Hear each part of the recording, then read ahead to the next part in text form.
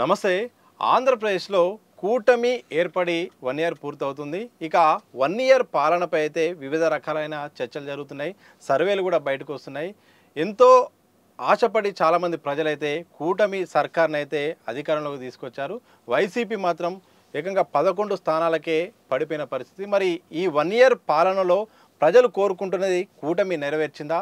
మరి హామీలు అమలైనాయా? అసలు సీఎంగా డిప్యూటీ సీఎంగా పాలన ఎలా ఉంది?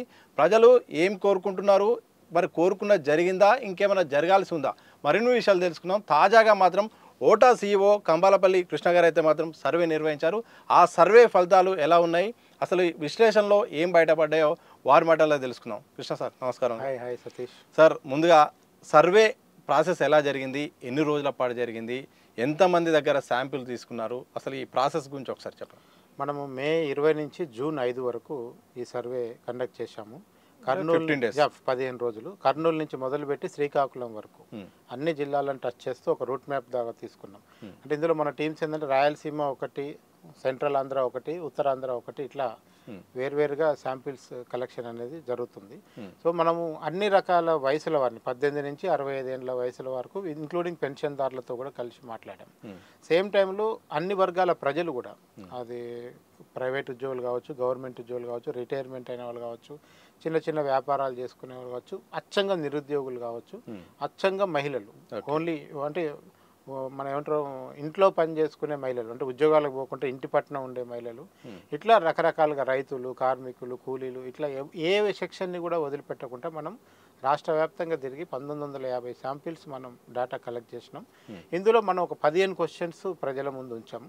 దానికి సంబంధించిన ఆన్సర్స్తో పాటు ప్రజలు చెప్పిన కామెంట్స్ని కూడా మేము కీలకమైన కామెంట్స్ కింద ఒక 3 స్లైడ్లలో ఈ రిపోర్ట్లో పొందుపరచడం జరిగింది. ఇక రిజల్ట్ విషయానికి వస్తే అందరూ కూడా ఒక ఆసక్తిగా ఎదురు చూసింది ఏంటంటే, ఎలా ఉంది కూటమి పాలన, ప్రజలు నిజంగా ఎట్లా రెస్పాండ్ అవుతున్నారు అనే దానిపైనే ప్రధానంగా చర్చ. ఎందుకంటే ఎంతో ఎక్స్పెక్ట్ చేసి ప్రజలు ఓటేశారు. భారీ ఘన విజయం అని చెప్పొచ్చు. అసలు గతంలో వైసీపీ మాత్రం 151 వస్తే ఈసారి ఏకంగా 11కే పడిపోయి బీజేపీ, జనసేన, టీడీపీని ప్రజలు ఓన్ చేసుకున్నారు. మరి ఆ ఓన్ చేసుకున్నట్టుగా పాలన ఉందా? ప్రజలు ఏం కోరుకుంటున్నారు?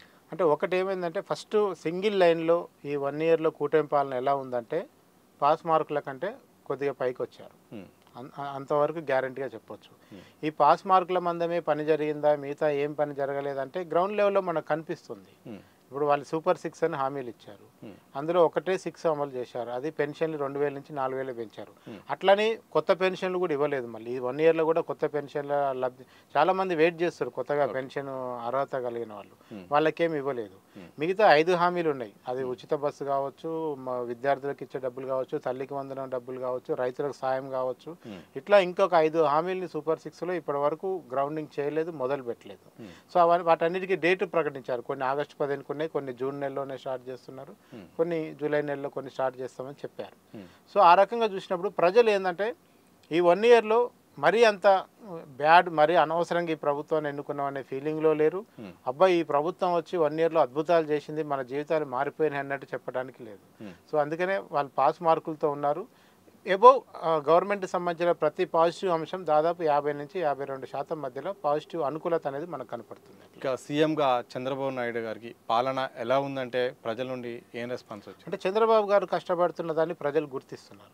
చంద్రబాబు గారు ఏ రోజు కూడా ఆయన ఇంట్లో కూర్చునే బాపతి కాదు. ఆయన మొదటి నుంచి కూడా రాజకీయాల్లో ఉన్నప్పటి నుంచి కూడా ఆయన ప్రజల్లో ఫుల్ టైం పాలిటిక్స్ చేస్తాడు. ఆయన పార్ట్ టైం పొలిటీషియన్ కానే కాదు, ఎప్పుడు కూడా కాదు. ఆయన నిద్రపోడు జనాన్ని నిద్రపోనేడు, ఆఫీసర్ నిద్రపోనేడు అని కూడా అంతకుముందు ఒక స్లోగన్ ఉండేది చంద్రబాబు మీద. జన్మభూమి కార్యక్రమం అప్పటిది అలాంటి అడ్మినిస్ట్రేషన్ మళ్ళీ చేస్తున్నాడు. ఎందుకంటే ఆయనకి ఇప్పుడు ఆయన మీద బాధ్యత ఏంటంటే, ఒకటి పోలవరం కంప్లీట్ చేయాలి, 2 అమరావతి అనే పేరు మీద జరిగిన రాజధాని నిర్మాణం కంప్లీట్ చేయాలి. దాని మీద చాలా హోప్స్ ఉన్నాయి. మోడీ లాంటి వాళ్ళు వచ్చి రీస్టార్ట్ ప్రోగ్రామ్కి, అమరావతి రీస్టార్ట్కి అటెండ్ అయ్యారు. సో ప్రజలు ఈరోజు ఆయన నమ్ముకొని కొన్ని వందల మంది, 1000 ఎకరాల భూమిని అక్కడ అమరావతిలో ఇచ్చారు రాజధాని కోసం. సో ఈసారి ఆయన ఖచ్చితంగా రాజధాని కడతాడని 64% మంది ప్రజలు నమ్ముతున్నారు. సో చంద్రబాబు, పవన్ కళ్యాణ్ పాత్ర, బీజేపీ పాత్ర ఎంత ఉంటుందో రాజధాని దాంట్లో మనకు తెలియదు. కానీ చంద్రబాబు ఉండటం వల్ల ఈసారి ఆంధ్రప్రదేశ్కి రాజధాని వస్తుందని నమ్మే వాళ్ళలో 64% మంది ప్రజలు చంద్రబాబు కోసం ఎదురు చూస్తారు. ఎప్పుడు ఈ 5 ఏళ్ల లోపే రాజధానిని మనకు చూపిస్తాడా లేదా అనేది వాళ్ళు ఎదురు చూస్తున్నారు యాక్చువల్గా. సో ముందు తర్వాత డిప్యూటీ సీఎంగా పవన్ కళ్యాణ్ పాత్ర పైన పెద్ద ఎత్తున చర్చ. ఆయనే ఒకేసారి మొత్తం పోటీ చేసిన 21 స్థానాలు 21 స్థానాలు గెలవడం, అలాగే ఆయనకు ఒక రకమైన క్రేజ్ ఉంది, గ్లామర్ ఉన్న వ్యక్తి. ఆ క్యాబినెట్లో కూడా ఒక హీరో కావడం వల్ల కూడా ఆటోమేటిక్గా ఆయనకు ఆయన పైన కూడా అట్రాక్షన్ ఉంది. మరి ఒక అడ్మినిస్ట్రేటర్గా పవన్ కళ్యాణ్ జనసేనాని ఎలా ఉంది అసలు ఆయనది? అంటే ఇప్పుడు మొన్న జనసేన గెలిచిన 21 సీట్లు నిజంగా టీడీపీ లేకపోతే బీజేపీ లేకపోతే గెలుస్తాయంటే నేనైతే గ్యారంటీ చెప్పలేను. ఎందుకంటే జనసేనకు సింగిల్గా ఎన్ని పోటీ చేసి అన్ని పోటీ చేసే సత్తా ఉంటే మొన్న వాళ్ళు ఒంటరిగానే పోటీ చేసేవాళ్ళు. సో ఇది మిక్స్డ్ ఆఫ్ ద కూటమి వల్లనే టీడీపీ ఓట్లు ఇటు ట్రాన్స్ఫర్ అయినాయి, జనసేన ఓట్లు అటు ట్రాన్స్ఫర్ అయినాయి, మధ్యలో బీజేపీ నాయకులు అందరూ కూడా కలిసి పనిచేయాలి. అదే ఇక్కడ మనం గుర్తుపెట్టుకోవాలి, జనసేన బీజేపీ టీడీపీ కలిపితే ఎన్ని ఓట్లు వచ్చాయో వైసీపీకి 1% తేడాతో అన్ని ఓట్లు వచ్చినాయి. వైసీపీ ఒక్క పార్టీ కొట్లాడింది, పైగా అటువైపు ఇంకా కాంగ్రెస్ కూడా ఉంది. సో కాంగ్రెస్ ఓట్లు చీల్చుకోగా వైసీపీ మళ్ళీ కూటమితో దగ్గరగా ఓట్లు పొందింది. సో అందుకనే పవన్ కళ్యాణ్ గారు డిప్యూటీ సీఎంగా ఇంకా ఆయన సినిమాటిక్ దాంట్లోంచి బయటపడలేదని జనం కోరుకుంటున్నారు. ఇంకా ఆయన జనంలోకి రావాలి. నేను బయటకు వస్తే అంత తొక్కిసలాట అవుతుంది, జనం ఎగబడతారు, నన్ను చూడటానికి వస్తారు, ఇదంతా గందరగోళం అవుతుంది, అందుకే నేను రావట్లేదు అని ఆయన మాట్లాడటం. ఆయన కొంచెం కొన్ని క్యాబినెట్ సమావేశాలకు కూడా సరిగా రావట్లేదని రిపోర్ట్ ఉన్నది, కొంచెం ఇన్వాల్వ్ కావట్లేదు. ఎందుకంటే ఆయన పూర్తి స్థాయిలో ఇన్వాల్వ్ అయితే తప్ప కూటమి ప్రభుత్వంలో ఆయనకున్న గుర్తింపు జనరల్గా పవన్ కళ్యాణ్కి సినిమాటిక్గా ఉండే గుర్తింపు వేరు, కానీ ఆయనకి ఇవాళ ఒక ఎమ్మెల్యేగా ఒక రాజకీయ నాయకుడిగా డిప్యూటీ సీఎంగా ఆయనకు రావాల్సిన గుర్తింపు అయితే రాలేదు. అందుకే మనం పవన్ కళ్యాణ్కి ఎన్ని మార్కులు వేస్తారంటే 25 మార్కులు వేసిన వాళ్ళే మనకు 90% ఉన్నారు. ఆయనకి 50 మార్కులు కూడా రాలేదు మన సర్వేలో. ఆయన పర్ఫార్మెన్స్కి 25 మార్కులే వచ్చాయి. అంటే పాస్కి కూడా దగ్గరలో ఇంకా కింద తక్కువనే ఉన్నాడని అర్థం అట్లా. సో పవన్ కళ్యాణ్ ఆయన వెనుక బీజేపీ ఉన్నది, బీజేపీ సహకారము పూర్తి స్థాయిలో ఉందని ప్రజలైనా కోరుకుంటున్నారా, లేకపోతే ఆయన జనసేన పార్టీగానే ప్రజలు చూస్తున్నారు? ఆయన నడిపిస్తుంది బీజేపీ అనే విషయంలో ప్రజలు క్లారిటీగా ఉన్నారు. ఆయన బీజేపీ ఎజెండానే ఆంధ్రప్రదేశ్లో అమలు చేయబోతున్నాడు, చేస్తాడని కూడా. ఎందుకంటే ఆయన ఎప్పుడైతే చెగువేరాన్ని వదిలిపెట్టి సనాతన ధర్మాన్ని పట్టుకుంటో అప్పుడే చాలామందికి క్లారిటీ వచ్చింది పవన్ కళ్యాణ్ అనే వ్యక్తి ఏం చేయబోతున్నాడు ఆంధ్రప్రదేశ్లో. మనకు మహారాష్ట్రలో ఎట్లయితే షిండే తయారయ్యారు, పవన్ కళ్యాణ్ కూడా ఏపీలో షిండే లాగా తయారు చేసే అవకాశం అయితే కనబడుతుంది. సో ఆయన ఖచ్చితంగా బీజేపీ చేతిలో పావు అని 94% మంది ప్రజలు నమ్ముతున్నారు. సో ఆయన నడిపిస్తుంది బీజేపీ అని నమ్మటంలో బయట ఉన్న చర్చే కాదు, కామన్ మ్యాన్ కూడా పవన్ కళ్యాణ్ వెనకాల అంతా బీజేపీ ఉంటుంది లేండి సార్, రేపు అవసరమైతే వీళ్ళిద్దరు కలిసి చంద్రబాబుకి హ్యాండ్ ఇచ్చి వెళ్ళిపోతారని కూడా చెప్తున్నారు. సార్ ఇదే ప్రశ్న నేను అడుగుతాను, ఎందుకంటే పూర్తి స్థాయిలో కూటమికి తిరుగులేనంత అధికారం, కావాల్సినంత బలం ఉంది. ఒకవేళ వాళ్ళు ఏమన్నా చిచ్చు పెట్టుకుంటే తప్ప సాధారణంగా ప్రతిపక్షం పడగొట్టే పరిస్థితి వైసీపీ కూడా లేదు. ఇప్పుడున్న పరిస్థితుల్లో 5 ఏళ్లలో ఈ సర్కార్ ఇలాగే కొనసాగే అవకాశం ఉన్నట్టు ప్రజలు అనుకుంటున్నారా, లేకపోతే వీళ్ళ మధ్య ఏమన్నా మళ్ళీ మనస్పర్ధలు వచ్చే డిస్టర్బ్ అయ్యే? యాక్చువల్గా ఇంటర్నల్గా గొడవలు ఉన్నాయి, అవి బయటపడేంత తారాస్థాయికి ఇంకా చేరలేదు. వీళ్ళ మధ్యలో చిన్న చిన్న విభేదాలు అవి స్టార్ట్ అయినాయి. మీరు క్లియర్ కట్గా చూడండి, హోంమంత్రి అనిత గురించి పవన్ కళ్యాణ్ చేసిన కామెంట్ కావచ్చు, అట్లాగే టీటీడీ దగ్గర భక్తుల రద్దీ అయ్యి చనిపోయినప్పుడు పవన్ కళ్యాణ్ నేరుగా టీటీడీ చైర్మన్ వచ్చి క్షమాపణ చెప్పాలన్నాడు. అరే పవన్ కళ్యాణ్ గారు, మీరు ఇదే ప్రభుత్వంలో ఉన్నారు, మీరు బయట లేరు, మీరు అవుట్ సైడ్ నుంచి ఏం సపోర్ట్ చేస్తలేరు, ప్రభుత్వంలో భాగస్వామి, మీరు కూడా డిప్యూటీ సీఎం. మీరు ఇప్పట్లో సినిమా డైలాగులాగా నోటికొచ్చిందల్లా మాట్లాడిపోతే మీ ప్రభుత్వం అందే విలువ పోద్దన్న చిన్న లాజిక్ని ఆయన మర్చిపోయి మాట్లాడుతున్నారు. అలా చేయకూడదు కదా. ఒకవేళ ప్రభుత్వంలో ఆయనకి ఇబ్బందులు వచ్చి ప్రజల్లో మనకి ఏమైనా నష్టం కలుగుతుందంటే పోయి చంద్రబాబుకి ఛాంబర్లో కూర్చొని చెప్పు, బీజేపీ వాళ్ళని పిలిపించుకొని చెప్పు. నీకు ఆ మంత్రివర్గ సమావేశం పెట్టినప్పుడు నీ అభిప్రాయం చెప్పాలి తప్ప మీడియా దగ్గరికి వచ్చి ఆ టీడీపీ రాజీనామా చేయాలి, నేను హోంమంత్రిని అయితే వాళ్ళ సంగతి చూస్తా అంటే you are also part of the government కదా, మిమ్మల్ని మీరు తక్కువ చేసి మాట్లాడుకుంటున్నారు. ఈ విషయాన్ని గమనించకపోవడం వల్లనే రేపు ఎప్పుడైనా కూటమిలో సమస్యలు అంటూ వస్తే ఎవరు సీఎం కావాలనే అంశం దగ్గర సమస్యలు వస్తే తప్ప వేరే అంశాలు ఎక్కడి దగ్గర అయితే సమస్యలు రావు. ఇక ఎమ్మెల్యేల పనితీరు అనేది చాలా ముఖ్యమైనది ఏ ప్రభుత్వానికైనా. ఇప్పుడు తెలంగాణ ప్రభుత్వం కూడా వాళ్ళు కూడా ఇబ్బంది పడుతున్నారు, ఎమ్మెల్యేల పనితీరు మారని ముఖ్యమంత్రి అంటున్నారు, ఇక్కడ పీసీసీ కూడా అంటున్నారు. మరి ఏపీలో ఎమ్మెల్యేల పనితీరు ఎలా ఉంది? ప్రజలు సమస్యలు నిజంగా ఎమ్మెల్యేలు తీరుస్తున్నారా? అసలు అందుబాటులో ఉన్నారంటే ఏమొచ్చు? అందుబాటులో కొద్ది మంది బాగా తక్కువగా ఉంటున్నారు. సీనియర్ ఎమ్మెల్యేలేమో వాళ్ళకి రెగ్యులర్గా వాళ్ళకి ఒక వ్యవస్థ ఆల్రెడీ రెడీ ఉంటుంది, వింటున్నారని 54% సమస్యలు వింటున్నారు. సమస్యలు వినే వాళ్ళు 54 అంటే 40. ఇది ఓన్లీ కూటమి ఎమ్మెల్యేలదే, నాట్ వైసీపీ కానీ వాళ్ళది కాదు. కూటమిలో ఉన్న ఎమ్మెల్యేలో ఫస్ట్ టైం గెలిచిన వాళ్ళలో ఎక్కువ మందికి ఆ షెడ్యూల్ మెయింటైన్ చేయడం రావట్లేదు. పొద్దున్నే ప్రజల్ని కలవాలి, ఇప్పుడు ఎందుకంటే ఎమ్మెల్యే అనే వ్యక్తికి దగ్గర ఎన్నో పనులు ఉంటాయి మనకి. మనం పొద్దున 6:30 పోయి కూర్చుంటే ఆయన పొద్దున 10:30కి బయటకు వచ్చాడు అనుకోండి, ఈ 4 గంటలు ఫ్రస్ట్రేషన్ కదా ఎమ్మెల్యే గారు బయటికి రావట్లేదని. సో ఇట్లాంటివి చిన్న చిన్న అసంతృప్తులు అనేది క్రమంగా స్టార్ట్ అయ్యి ఎమ్మెల్యేల పనితీరు మీదకి చాలా నెగిటివ్గా పోయే అవకాశం ఉంటుంది. సో సమస్యలు అయితే వింటున్నారు, కానీ పరిష్కారం దిశగా ఇంకా అక్కడ అడుగులేం పడట్లేదు. కక్ష సాధింపు అనేది ఇక అది ఈ మధ్య కాలంలో అన్ని ప్రభుత్వాల్లో కూడా అది కొనసాగుతుంది. ఇటు తెలంగాణలో ఇటు ఏపీలో కూడా కొనసాగుతుంది. వైసీపీ అధికారంలో ఉన్నప్పుడు ఇక ఎలాగూ టీడీపీని టార్గెట్ చేసింది, అరెస్టులు కూడా చేసింది. ఆ సందర్భంలో ప్రతిపక్షంలో ఉన్నప్పుడు లోకేష్ మాత్రం రెడ్ బుక్ అమలు చేస్తాము, ఒక్కొక్కరు ఆ రెడ్ బుక్లో కూడా పేర్లు రాస్తాను, వాళ్ళ సంగతి చెప్తామని ఆయన చాలా సభలో చెప్పారు. రెడ్ బుక్ అమలు అవుతుందా? వైసీపీ నేతలు కార్యకర్తల పట్ల కక్ష సాధింపు కొనసాగుతుందంటే ఏమో? ఖచ్చితంగా జనం చెప్తుంది అయితే, జనం అంటే వైసీపీ కార్యకర్తలు అయితే ఒకటే చెప్తారు, ఇది చంద్రబాబు పాలన కాదు, లోకేష్ పాలన, రెడ్ బుక్ పాలన అని డైరెక్ట్ మాట్లాడుతున్నారు.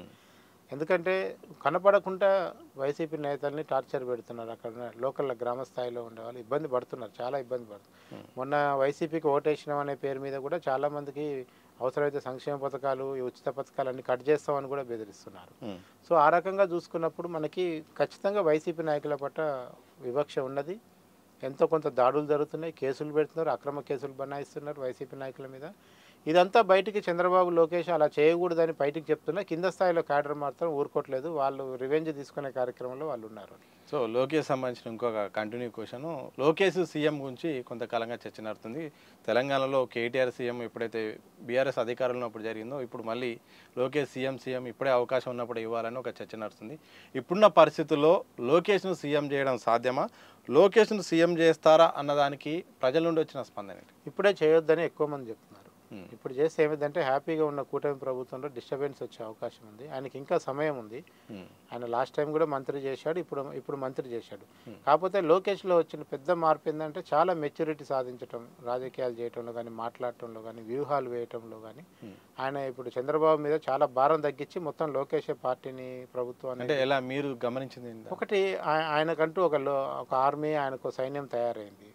ఆయనకున్న వయసు రీత్యా కానీ, ఇప్పుడు లోకేష్ని, రాహుల్ గాంధీని ఇద్దరిని కలిపి ఏకకాలంలో పప్పు అని తిట్టిన మీడియా కూడా మనం చూసాం. ఇవాళ లోకేష్ ముదిరిపోయాడని కూడా అదే మీడియా మాట్లాడుతుంది. లోకేష్ ముదిరిపోయాడు, అంతా లోకేషే చేస్తున్నాడు, అసలు పాలనే లోకేష్ పాలన, అసలు పాలనే లోకేష్ పాలన అనే దగ్గరకు వచ్చింది. చంద్రబాబు పాలన కాదు, ఇది లోకేష్ పాలన అనే దగ్గరకు వచ్చింది. సో ఆయన వ్యూహాలు కానీ, ఆయన టీం పనిచేయటం కానీ, దాని వెనకాల ఆయన మేనేజ్మెంట్ కానీ అన్నీ కూడా లోకేష్ చాలా క్లియర్ కట్గా ఇన్వాల్వ్ అవుతున్నాడు, చేస్తున్నాడు. సో అందుకని లోకేష్ భవిష్యత్తు లీడర్ అనేది టీడీపీ క్యాడర్ బలంగా కోరుకుంటుంది అక్కడ. సార్, కుల సమీకరణ గురించి ఏపీ విషయంలో ఏ ప్రభుత్వం అధికారం ఉన్నా చర్చ నడుస్తుంది. అక్కడ కొన్ని కులాలకు ప్రాధాన్యత ఎక్కువ ఉంటుంది, తక్కువ ఉంటుంది అన్నట్టు. నిజంగా కూటమి వచ్చిన తర్వాత అన్ని కులాలను సమానంగా చూస్తుందా, లేకపోతే కొన్ని కులాలను మాత్రమే అత్యంత ప్రాధాన్యత ఇస్తుందా అంటే ప్రజల నుండి? అంటే కుల సమీకరణలు మనకు వైసీపీ ఓటు బ్యాంకును బట్టి రాజకీయాలు నడుస్తున్నాయి. వైసీపీకి ఎవరెవరైతే ఓటేశారో, ఎస్సీలు ముఖ్యంగా, మైనార్టీలు, క్రిస్టియన్లు ఎవరైతే ఓటేశారో వీళ్ళందరి పట్ల గ్రామాల్లో వివక్ష కొనసాగుతుంది. వీడు మన ఓటర్ కాదురా, వీడు మొన్న వైసీపీకి ఓటేశారని గ్రామాల్లో ఏలు పెట్టి చూపించి మరి వాళ్ళని కొంచెం దబాయింపు అనేది జరుగుతుంది. సో అందుకనే ప్రభుత్వం జనరల్గా అన్ని కులాలని, అన్ని ప్రాంతాలని సమానంగా చూడాలి. కానీ ఇక్కడున్న పరిస్థితులు మాత్రం వైసీపీ వాళ్ళు ఆ విషయాన్ని వైసీపీ వాళ్ళు బయటికి కూడా చెప్పుకోలేకపోతున్నారు, భయపడుతున్నారు. 70% కేసులు, వాళ్ళ మీద పెట్టిన కేసులు, వాళ్ళ మీద దాడులు బయటికి మీడియాలో కూడా రావట్లేదు. ఒక సెక్షన్ ఆఫ్ మీడియా, సాక్షి మాత్రమే వాళ్ళకి మిగిలింది.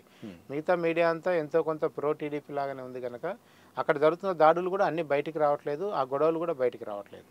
కూటమి పాలన తర్వాత, పాలన నేపథ్యంలో మొత్తం ఆంధ్రప్రదేశ్ ముఖ చిత్రం మారుతుందని ఒక ప్రశ్న మీ సర్వేలో ఉంది. నిజంగా కూటమి ద్వారా పూర్తి స్థాయిలో ఈ 5 ఏళ్లలో వాళ్ళు ప్రజలు అనుకున్నట్టుగా ఈ కూటమి చేస్తుందా అన్న ప్రశ్నకు ఏం సమాధానం వచ్చింది? కొంత మేరకు చేయొచ్చు అనేది ఒక ఆలోచన. 42% మంది ప్రజలు ఏం చెప్తున్నారంటే ఈ మొత్తం 5 ఏళ్లలో కూడా అన్ని హామీలు ఇవ్వటం సాధ్యం కాదు, రాజధాని నిర్మాణం కూడా అవుతుందో లేదో కూడా డౌట్ 5 ఏళ్లలో. అందుకనే వీళ్ళు ఇంకొకసారి అధికారంలోకి రావాలి చంద్రబాబు, మళ్ళీ వీళ్ళు కంటిన్యూగా 10 ఏళ్ళు ఉంటే కనుక రాష్ట్రం యొక్క ముఖ చిత్రం మారుతుంది అనేది వాళ్ళకున్న హోప్స్. సో ఇప్పటివరకు అయితే ప్రతి దాంట్లో ఆశాభావం మాత్రమే వ్యక్తం చేస్తున్నారు. అంటే పని నిర్దిష్టంగా జరిగిన పని మనకు ఒక పెన్షన్లు తప్ప మిగతా ఎక్కడ కనపట్లేదు కనుక ఒకవైపు అసంతృప్తి ఉన్నప్పటికీ కూడా మనమే కదా కష్టపడి ఇష్టంగా గెలిపించుకున్నాం, ఇప్పుడు కొంచెం వాళ్ళు కష్టపెట్టినా భరించాలనే పద్ధతిలో ప్రజలు మాట్లాడుకుంటున్నారు. సో అందుకనే ఈ 1 ఇయర్లో పెద్దగా వ్యతిరేకత లేదు. నెక్స్ట్ 1 ఇయర్ కూడా ఇట్లాగే కనుక స్తబ్దుగా ఉంటే కనుక అక్కడ కూడా వ్యతిరేకత అనేది స్టార్ట్ అవుతుంది. సో ఈ సందర్భంలో ఆర్థిక పరిస్థితి గురించి ఈ మధ్యకాలంలో నేరుగా సీఎం చంద్రబాబు నాయుడు గారే మాట్లాడుతున్నారు. ఆర్థిక పరిస్థితి బాలేదు, ఆర్థిక పరిస్థితిని ప్రజలు కూడా సహకరించాలనే ఒక ధోరణి అయితే కనిపిస్తుంది. అంటే ఈ పథకాలు ఒకవేళ అమలు చేయని క్రమంలో ప్రజల దగ్గరికి వెళ్ళి ప్రజలతో నేరుగా ఇది పరిస్థితి, మేము అప్పుడు అట్లా అనుకున్నాం కానీ ఇప్పుడు ఇట్లా ఉంది, సహకరించండి అనే ఒక మెసేజ్ ఇస్తే ప్రజలు సహకరిస్తారా? ప్రజలు ఇప్పుడు ఆల్రెడీ సహకరిస్తున్నారు. 1 ఇయర్ నుంచి పెద్దలు ప్రజలు రోడ్ల మీదకి వచ్చి ధర్నాలు చేసింది ఏం లేదు కదా, మీకు అర్జెంటుగా మాకు అది అని. ఇప్పుడు మీరు రేషన్ కార్డులు ఇవ్వలేదు, కొత్త పెన్షన్లు ఇవ్వలేదు, వాలంటరీ వ్యవస్థను తీసేశారు. గతంలో వచ్చిన స్కీమ్స్ కానీ ప్రతి నెల ఏదో ఒక ఇంటికి ఏదో ఒక రూపంలో డబ్బులు వచ్చేది, ఇప్పుడు ఏం రావట్లేదు. అయినా కానీ ప్రజలు మీ 1 ఇయర్ మిమ్మల్ని భరించారు కదా.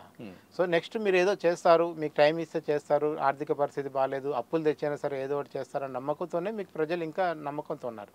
ఈ నెక్స్ట్ 1 ఇయర్లో కూడా ఇట్లనే ఏ స్కీమ్ ఓపెన్ కాకుండా ప్రజలకు ఎలాంటి డబ్బులు లేకుండా ఉంటే కనుక ఖచ్చితంగా ప్రజలు కూడా తిరగబడతారు. అప్పుడు మనం చెప్పుకుంటున్న ధర్నాలు రాస్తారు ఒకరు, అప్పుడు జరుగుతాయి ఇంకొక 1 ఇయర్ తర్వాత.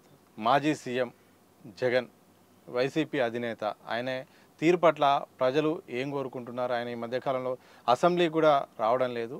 సేమ్ గతంలో కేసీఆర్ గారు ఈ స్టైల్ అనే వ్యవహారం ఉంది. ఇప్పుడు అధికారంలో ఇప్పుడు కేసీఆర్ కూడా రావట్లేదు. ఇక్కడ ఆయన ప్రజలు రావాలని కోరుకుంటున్నారా? వద్దులే మీరు ఓడగొట్టారు కదా వాళ్ళకి అవకాశం ఏమైనా కోరుకుంటున్నారా? అసలు ఏమనుకుంటున్నారు? అంటే ఇక్కడ అసెంబ్లీకి వచ్చే విషయంలో ఒక టెక్నికల్ ఇష్యూ ఉంది. ఆయన ప్రతిపక్ష హోదా అడుగుతున్నాడు.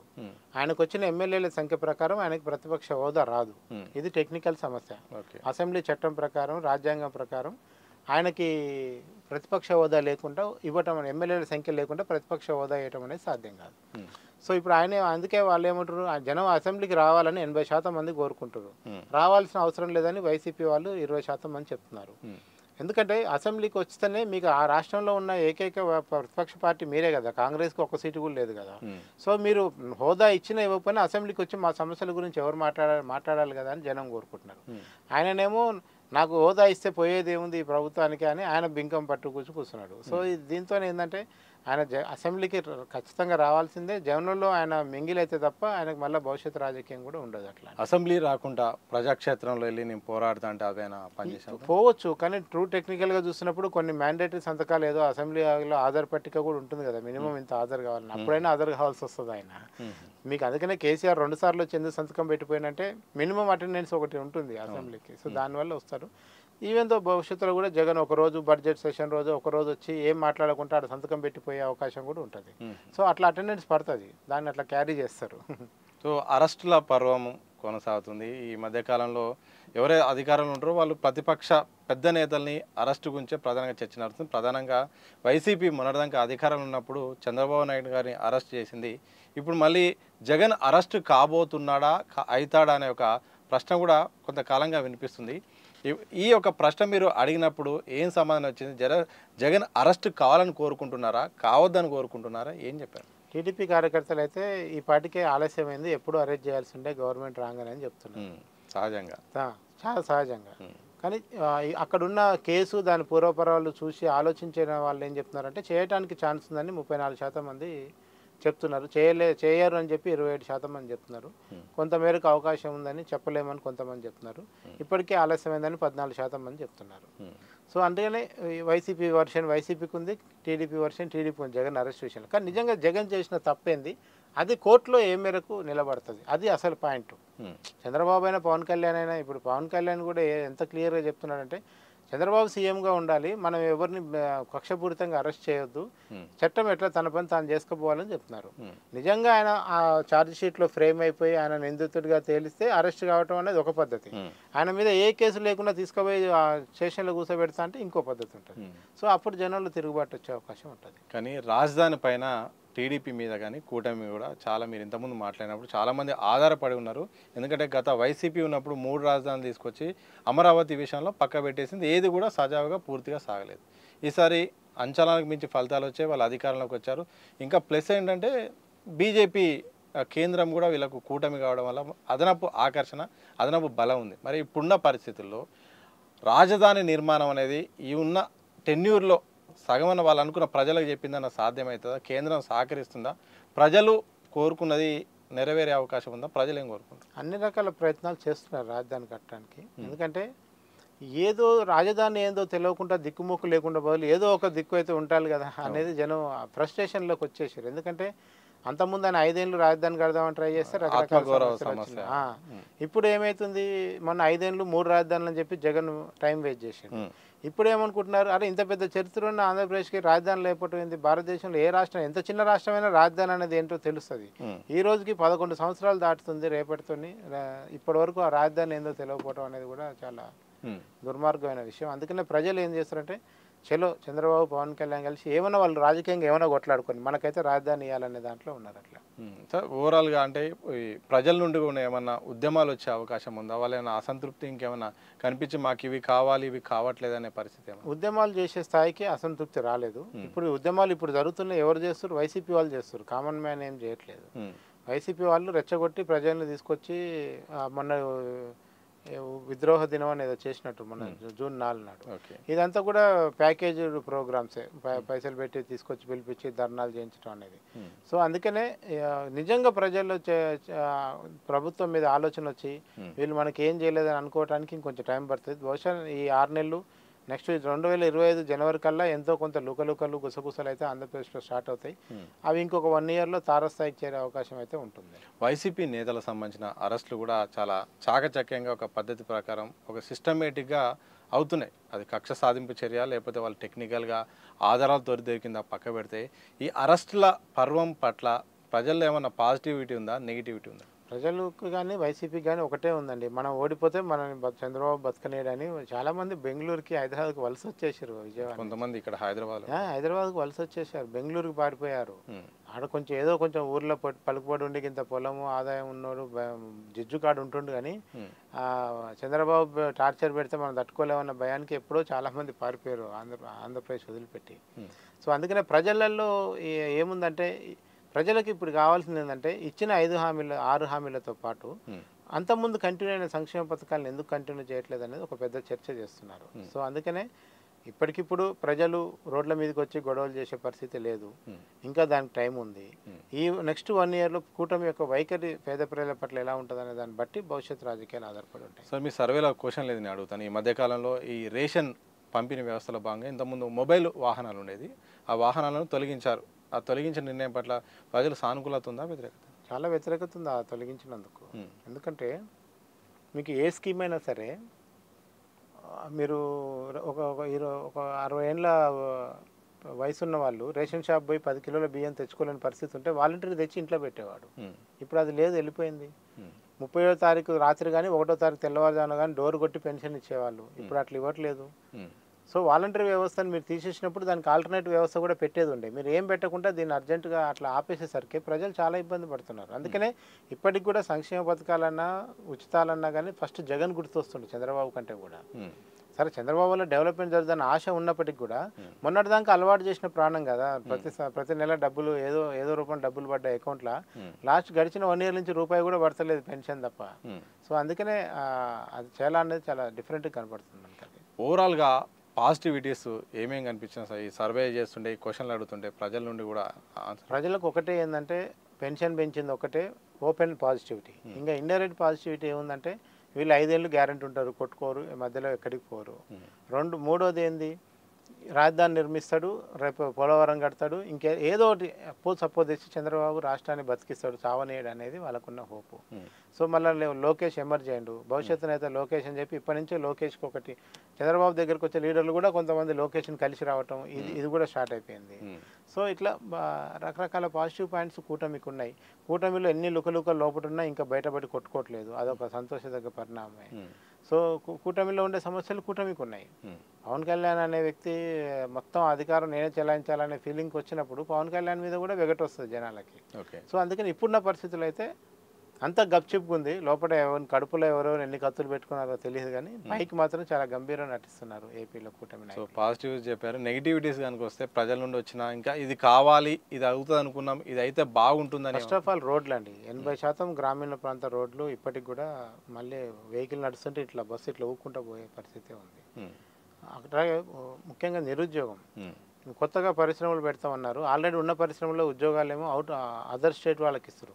మీకు ఒరిస్సా బీహార్ కూలీలకు ఇచ్చిన ఓట్లు ఉద్యోగాలు తెలంగాణ ఆంధ్రప్రదేశ్ కూలీలకు ఇవ్వట్లేదు కదా. సో ఉద్యోగ అవకాశాలు లేవు, వైద్యానికి సంబంధించిన అవకాశాలు లేవు, విద్యకు సంబంధించిన అవకాశాలు లేవు. ఇవన్నీ ఫుల్ఫిల్ చేయాల్సిందే. పైగా జగన్మోహన్ రెడ్డి ఇంప్లిమెంట్ చేసినట్లు కొన్ని మంచి వాటిని కూడా ఇంప్లిమెంట్ చేయమని అడుగుతున్నారు. సో 2 రకాలుగా బడ్జెట్ స్ట్రెయిన్ అనేది చంద్రబాబుకి అవుతుంది. పాతవి ముట్టుకుంటే ఒక బడ్జెట్ అవుతుంది, కొత్తగా ఇంట్రడ్యూస్ చేయాలంటే ఒక పద్ధతి అవుతుంది. సో అందుకనే వాళ్ళు ఆచితూచి వెళ్తున్నారు. ఒక క్వశ్చన్ ఫైనల్గా ఉంది సార్, ఇప్పటికిప్పుడు ఎన్నికలు ఆంధ్రప్రదేశ్లో జరిగితే ఫలితాలు ఎలా ఉంటాయి, ప్రజల స్పందన ఎలా ఉంది? ఇప్పటికిప్పుడు ఎన్నికలు జరిగితే ఫలితం చెప్పాలంటే ఈ కూటమి ఇప్పుడు ఎట్లుందో అట్లే ఉండాలి. కూటమిలో తేడా వచ్చాయనుకోండి, పవన్ కళ్యాణ్ ఒక దుకాణం, జనసేన మన బీజేపీ ఒక దుకాణం పెట్టుకొని టీడీపీ ఒక దుకాణం కలిసి పోటీ చేస్తే కనుక ఇప్పుడున్న రిజల్ట్ ఉండదు, చాలా తేడా ఉంటుంది. అంటే కలిసే పోటీ చేసే అవకాశం ఉంది కానీ ఆ రిలేషన్షిప్ లేదు. అదే నేనేమన్నా ఇప్పటికైతే అది అజంప్షనే కదా, ఊహనే ఇప్పటి వరకు అయితే. ఎలక్షన్ టైంకి పవన్ కళ్యాణ్ కోపం రావచ్చు, బీజేపీ కోపం రావచ్చు, చెప్పలేం కదా ఎవరికి ఏం కోపం వస్తుంది. ఓకే. సో అందుకని ఉన్న పరిస్థితుల్లో కూటమిగా బాగుంది. రేపు కూటమిలో విభేదాలు లేకపోతే ఇంకా బాగుంటుంది. అంటే కూటమి ఒకవేళ కలిసి పోటీ చేస్తే అదే వైసీపీ మీద చేస్తే స్పందన ఎట్లా ఉంది? ఖచ్చితంగా పాజిటివ్ ఫీడ్బ్యాకే ఉంది. అంటే మేము వేస్తాం ఓటు అనే వాళ్ళే 51% ఉన్నారు, వేయమనే వాళ్ళు 27% ఉన్నారు, చెప్పలేమనే వాళ్ళు 28% ఉన్నారు. సో ఖచ్చితంగా కూటమికి అనుకూలమైన వాతావరణం మనం అక్కడ చూడొచ్చు. సో ఓవరాల్గా మీరు చేసిన 15 రోజుల సర్వే ప్రకారం మాత్రం ఇది బాగుంది, ఇది బాగుండాలి, ఇది చేస్తే బాగుండని ఒకసారి ఫైనల్గా మీరు అంటే అబ్జర్వ్ చేసిందంతా టోటల్గా మీ విశ్లేషణ ఏంటి? బాగున్నది ఒకటి ఏంటంటే గొడవలు పెట్టుకోకుండా రాష్ట్ర అభివృద్ధి కోసం మోడీ లాంటి, ఎందుకంటే మోడీ కూడా చంద్రబాబు సీట్ల మీద ఆధారపడి ఉన్నాడు కనుక ఇది ఒక గోల్డెన్ అవకాశం మీకు. అందుకని మొన్న హైదరాబాద్ వరదలు వస్తే 40 రూపాయలు ఇస్తే ఆంధ్రప్రదేశ్లో 400 రూపాయలు ఇచ్చారు. 40 రూపాయలు ఏం సరిపోతే ఇక్కడ రిపేర్ చేయించుకోవడానికి, అక్కడ 400 రూపాయలు ఇవ్వబట్టి రిపేర్ చేయించుకుంటున్నారు. అందుకనే చంద్రబాబు అనే వ్యక్తి ఎప్పటికైనా సరే ఈ కూటమిని నడపడంలో చాకచక్యంగా ఉంటాడు. జనసేన బీజేపీ అనేది చంద్రబాబుని డిస్టర్బ్ చేయకపోతే ఇంకా మంచి పరిపాలన అందిస్తాడు. Okay, thank you very much sir. మొత్తంగా ఇది ఏడాదిగా కూటమి అధికారంలోకి వచ్చింది. ఇక ఈ కూటమి అధికారంలోకి వచ్చిన నేపథ్యంలో ప్రజలు ఏం కోరుకుంటున్నారనే దానిపైన పలు సంస్థలు కూడా సర్వేలు చేస్తున్నాయి. అయితే తాజాగా ఓటా సంస్థ సర్వే చేసిన నేపథ్యంలో అయితే మీరు చూస్తున్నట్టుగా మొత్తానికి ఓటా సీఈఓ గారు కంబాలపల్లి కృష్ణ గారు అయితే మాత్రం ఏడాది పాలన పైన, అలాగే ప్రజలు ఏం కోరుకుంటున్నారు, ఏం జరిగింది, ఏం జరిగితే బాగుంటుందనే దానిపైన మాత్రం ఇది మొత్తానికి ఈ ఇంటర్వ్యూ యొక్క సారాంశం. చూస్తూనే ఉండండి దిశ టీవీ.